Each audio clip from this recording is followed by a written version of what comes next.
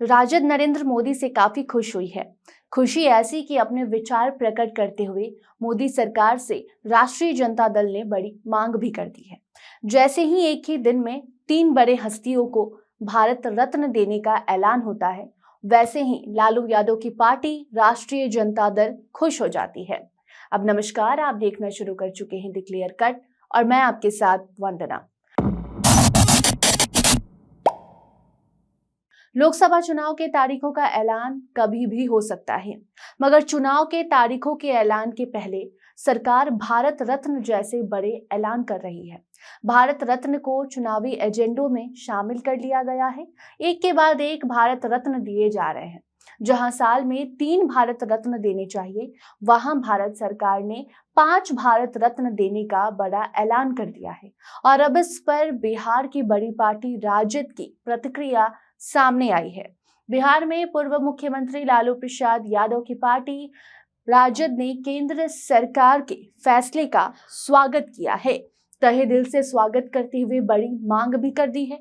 बीते दिन केंद्र सरकार ने पूर्व प्रधानमंत्री चौधरी चरण सिंह और पीवी नरसिम्हा राव को भारत रत्न देने का ऐलान किया, जिस पर राजद की प्रतिक्रिया अब सामने आई है। और उसके साथ ही अपने 2 और नेताओं के नाम को भी लालू यादव की पार्टी ने सरकार तक पहुंचाने का काम किया है। और इस चुनावी साल में बांटे जा रहे भारत रत्न में से 2 भारत रत्न अपने नेताओं को देने की मांग भी केंद्र सरकार से राजद ने कर दी है। आपको बता दें कि राजद के द्वारा केंद्र सरकार से समाजवादी नेता डॉक्टर राम मनोहर लोहिया और काशीराम को भी भारत रत्न देने का मांग किया गया है। इससे पहले भी जब बिहार के पूर्व मुख्यमंत्री कर्पूरी ठाकुर को भारत रत्न देने की घोषणा की गई थी, उस वक्त भी राजद ने लोहिया और कांसीराम के लिए इस सम्मान की मांग की थी।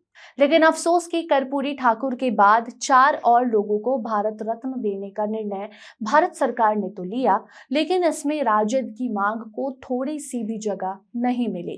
राजद प्रवक्ता चितरंजन गगन ने केंद्र सरकार के द्वारा की गई घोषणा का सम्मान किया है, तहे दिल से स्वागत किया है।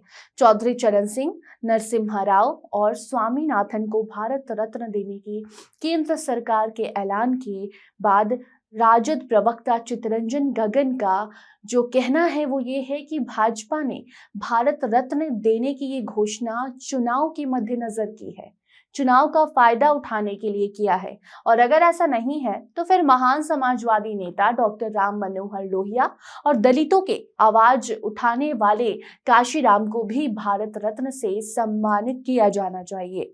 इसके साथ ही राजद प्रवक्ता चितरंजन गगन का कहना है कि किसान नेता चौधरी चरण सिंह को भारत रत्न का सम्मान देना तब सार्थक माना जाएगा जब किसानों के प्रति हो रहे अत्याचारों पर लगाम लगेगी, किसानों की मांगों को सुना जाएगा, उनकी बात सुनी जाएगी।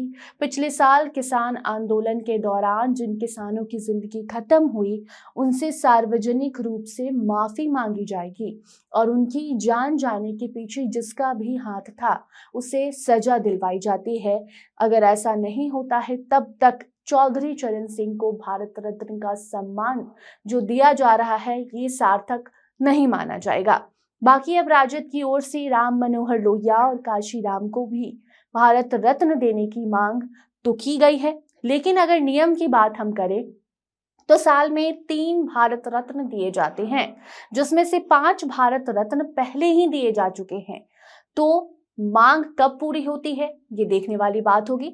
हम अगर जिस तरीके से केंद्र सरकार का जवाब सामने आया है कि 3 की जगह 5 भारत रत्न इसलिए दिया गया है क्योंकि 2023 में भारत रत्न नहीं दिया गया था, तो ऐसे में एक भारत रत्न अभी भी बचता है और चुनावी साल भी है। अब 5वीं भारत रत्न के बाद छठा किसका नाम होगा ये तो समय बताएगा। बाकी इस रिपोर्ट पर आपकी क्या राय है? जिस तरीके से देश में भारत रत्न बांटे जा रहे हैं, उस पर आप क्या कुछ सोचते हैं? कमेंट सेक्शन में जरूर बताइएगा। वीडियो कैसी लगी ये भी बताइए। बाकी अन्य जानकारी के लिए देखते रहिए द क्लियर कट। धन्यवाद।